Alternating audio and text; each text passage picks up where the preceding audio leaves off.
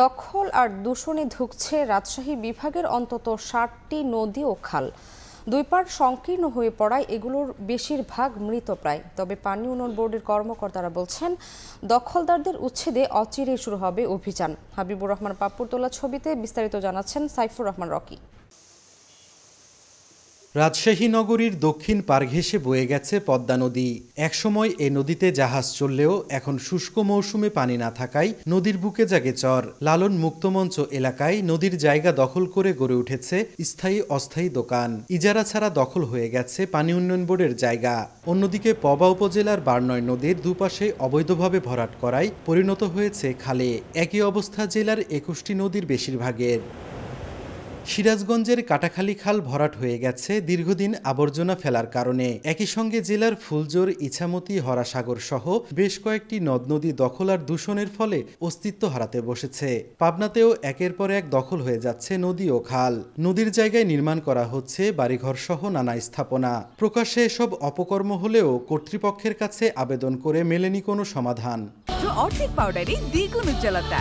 নতুন রিন অ্যাডভান্সড অর্ধেক পাউডারে দ্বিগুণ উজ্জ্বলতা। সরকারি জায়গা যায় যেরকম পাইছে দখল করে দোকানপাট করে খায় আর কি। কোনো ধরনের অভিযানও নাই, কোনো চাপও নাই।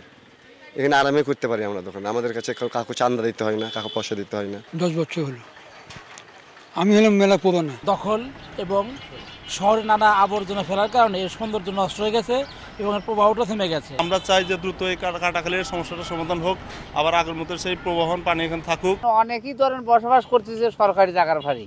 এদিকে একই কারণে বগুড়ার 25টি ছোট বড় নদী খাল অস্তিত্ব হারাতে বসেছে। এর মধ্যে সবচেয়ে বেশি ক্ষতিগ্রস্ত হয়েছে ঐতিহ্যবাহী সুবল খাল। 60 ফুট প্রশস্ততার এ জলাধার এখন পরিণত হয়েছে 20 ফুটের নালায়। নওগাঁর 6টি নদী এখন বর্ষা মৌসুমেও যেন মরা নদীতে পরিণত হয়েছে।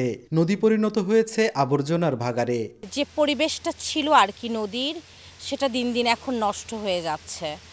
এখন নদীর দিকে তাকানো যায় না। পূর্বের অবস্থা ফিরিয়ে আনতে যদি কোথাও দখলদারিত্ব থেকে থাকে সেগুলোকে অপসারণ করা উচিত এবং তার পূর্বের রূপটা ফিরিয়ে আনা উচিত। নদীর ধারে যে ভাই পাড়ছে এটা দখলে নিচ্ছে। বিভিন্ন জায়গায় নদীর পাশ দিয়ে বিল্ডিং হচ্ছে। আসলে এটাকে আমাদের সংস্কার করে পরিকল্পনা করে নদীকে আসলে বাঁচানো প্রয়োজন। এগুলো দখলে চলে গেছে, প্রশাসন কোনো নজর দেয় না। তাই আমরা বলতেছি যে আপনারা এটা দখলদারকে উদ্ধার করে। তবে দখলদারদের কেউ কেউ অবৈধভাবে দোকান ও বসতি গড়ে তোলার কথা স্বীকার করেও খোরা যুক্তি দেন নিজের পক্ষে। সরকারি জায়গা বাগান সবাই করছে, তাই আমি দিলাম নিষ্ফল না পায় তাই করলাম। অন্যদিকে বছরের পর বছর দখলদারদের বিরুদ্ধে কোনো ব্যবস্থা না নিলেও গণমাধ্যমের সামনে দ্রুত ব্যবস্থা নেওয়ার আশ্বাস পানি উন্নয়ন বোর্ডের। এই বছরে আমরা এটা ফান্ড নিয়ে এসে এটা উচ্ছেদ করে ভেঙে ফেলব। প্রকল্প আমাদের আরও নেওয়া হচ্ছে ভবিষ্যতে। সেগুলো অনুমোদন হলে বগুড়া জেলার সবগুলো খাল নদী সংস্কার করা হবে এবং দখল দূষণ পুরোপুরি উচ্ছেদ করা হবে। পানি উন্নয়ন বোর্ডের তথ্য মতে কালের বিবর্তনে দখল, দূষণ ও সংস্কারের অভাবে অস্তিত্ব সংকটে রাজশাহী বিভাগের প্রায় 60টি নদ নদী ও খাল।